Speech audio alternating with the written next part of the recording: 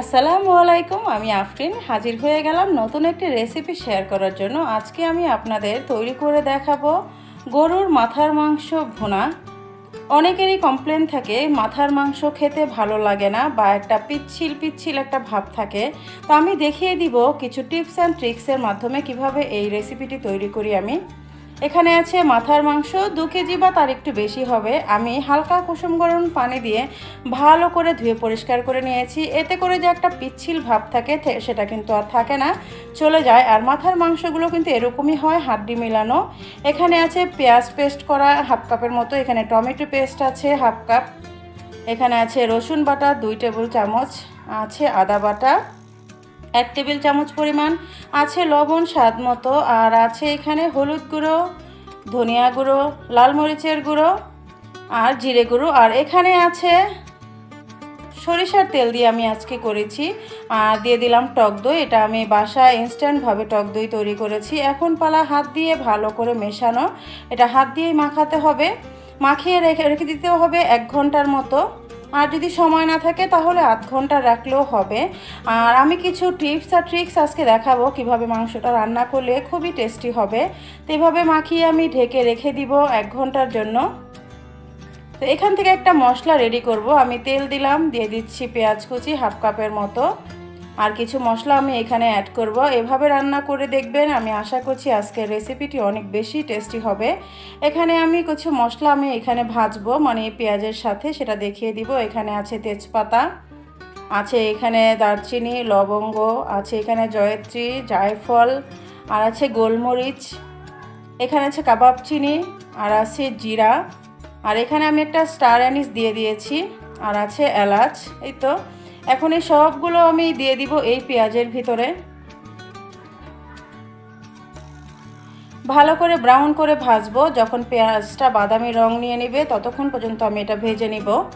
এই মশলাটা দেওয়ার কারণে কিন্তু মাংসটা বেশি টেস্টি হয়। আপনারা একইভাবে কিন্তু গরুর মাংস, খাসির মাংস রান্না করতে পারবেন, আর খাসির মাথাও কিন্তু একইভাবে আপনারা রান্না করতে পারবেন।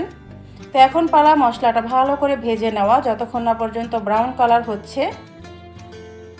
ওদিক থেকে কিন্তু আমার মাংস কষানো হচ্ছে, মানে রেডি হচ্ছে, কষানো না সরি, রেডি হচ্ছে, ম্যারিনেট হচ্ছে। এদিক থেকে আমি একটা মশলা তৈরি করে নিচ্ছি আগে থেকেই, যাতে করে রান্নায় খুব সুবিধা হয়। আমি কিছুই কিন্তু আস্ত মশলা দিচ্ছি না, আমি বেটে দিচ্ছি, এর কারণে মশলার গ্রেভিটাও কিন্তু ভালো হবে। আর এখানে আমি তেল দিয়ে দিলাম, আর দিয়ে দিলাম যে মাখানো যে মাংসটা ছিল ম্যারিনেট করা, সেই মাংসটা। যেহেতু আমি পেঁয়াজটা বেরেস্তা করে নিয়েছি আর কাঁচা পেঁয়াজ বাটাটাও দিয়েছি, সেক্ষেত্রে এখানে আমি আর কোনো পেঁয়াজ দিলাম না। এখন পালা মাংসটাকে ভালো করে কষিয়ে নেওয়া, যতক্ষণ না ভেতরে যে পানি বের হয়, পানিটা শুকিয়ে যায়, ততক্ষণ পর্যন্তই মাংসটাকে কষিয়ে নিব। আর অবশ্যই চুলোর আঁচটা কমিয়ে তারপরে এই কাজটা করব, এতে করে কিন্তু ভালো মতো কষানোটা হয়।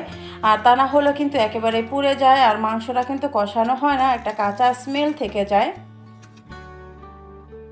তো এখন আমি চেক করতে চলে আসলাম, আর একটু নিচ থেকেই উল্টে পাল্টা দিতে হবে, তা না হলে নিচে লেগে যাওয়ার একটা ভয় থাকবে। আর গরুর মাথার মাংস কিন্তু এরকমই হয়, একটু হাড্ডি হাড্ডি টাইপের হয়, মানে খুব সলিড মাংস হয় না, আমরা সবাই জানি।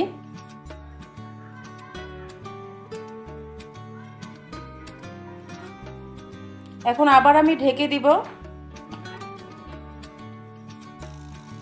দেখতে পাচ্ছেন এখানে কিন্তু অনেক পানি উঠে এসছে। এখন আমি যে মশলাটা যে রেডি করেছিলাম, সেই মশলাটা কিন্তু আমার রেডি করাই আছে, যখন আমার দরকার হবে তখন আমি মশলাটা দিয়ে দিব। এখন ভালো করে উল্টে পাল্টে দিয়ে দিব।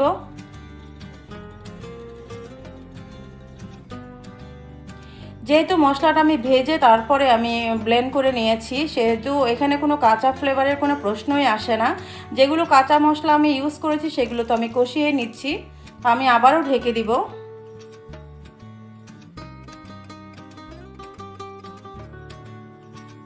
অনেকটা পানি কিন্তু শুকিয়ে এসছে, ভালো করে কিন্তু কষাতে হবে। কষানোটাই কিন্তু ভালো মতো না হলে কাঁচা কাঁচা একটা গন্ধ থেকে যায়। রান্না তো আমরা আসলে সবাই পারি, তাই না?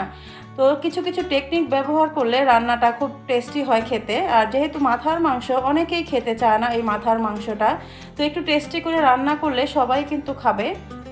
তো আমি আবারও ঢেকে দিলাম।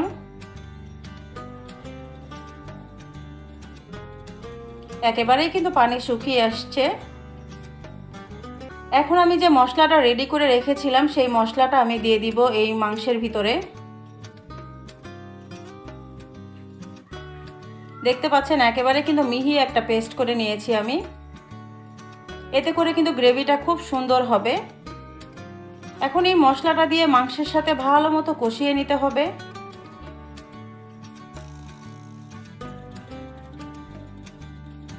এই ভাজা মশলাটা দেওয়ার কারণে কিন্তু অনেক সুন্দর একটা সেন্ট বের হয়।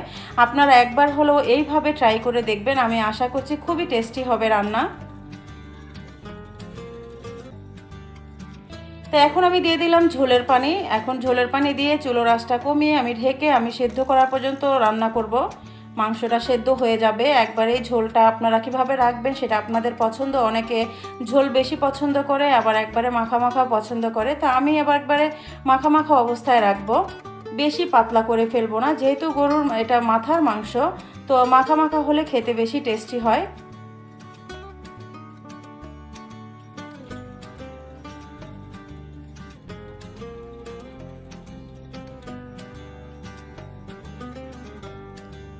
আর যেহেতু মাথার মাংস সেদ্ধ হতে বেশিক্ষণ সময় লাগে না, আমি শুধু ঝোলটা একটু কমিয়ে নিব।